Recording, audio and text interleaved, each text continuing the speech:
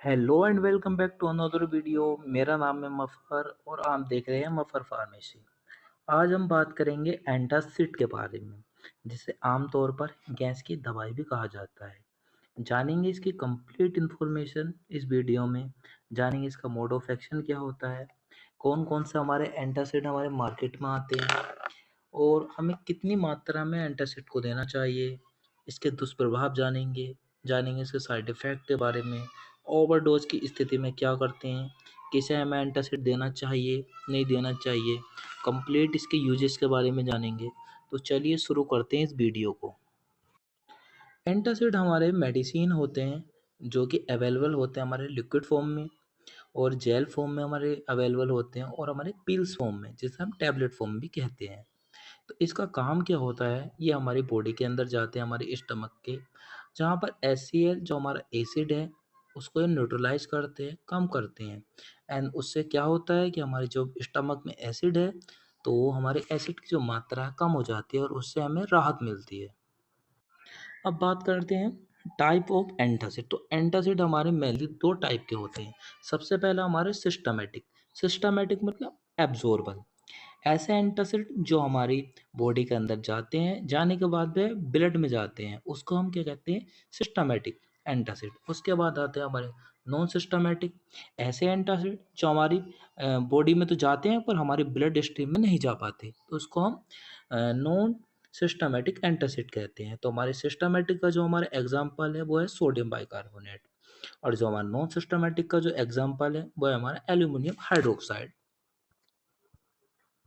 तो हमारे एंटाबायोटिक हैं वो एंटासिड है, सॉरी। तो इसके कुछ एग्जाम्पल हैं जैसे कि हमारे एल्यूमिनियम हाइड्रोक्साइड, एलिजिनेट, और हमारे कैल्शियम कार्बोनेट हुआ, और मैग्नीशियम कार्बोनेट हुआ, मैग्नीशियम हाइड्रोक्साइड हुआ, मैग्नीशियम ट्राइसिलिकेट हुआ, और सोडियम बाइकार्बोनेट। इसके कुछ जो एग्जाम्पल हैं हमारे एंटासिड के। जानेंगे इसका mode of action. Mode of action क्या होता है हमारा, इसका मोड ऑफ एक्शन, ये हमारी बॉडी में जाते हैं हमारे स्टमक में, और ये क्या करते हैं, हमारे HCl का जो सिक्रेशन होता है उसको डाउन कर देते हैं।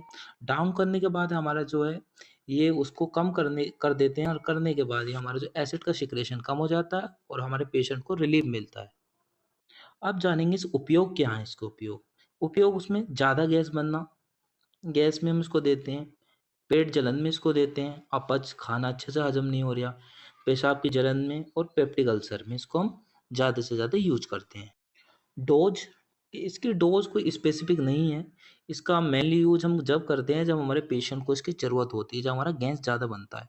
इसकी डोज की बात करें तो उससे 1000 mg से 5000 mg तक दिन में हम दे सकते हैं। इसको SOH दे सकते हैं, BD दे सकते हैं, TDS दे सकते हैं, कभी कभी इसमें AC भी देते हैं।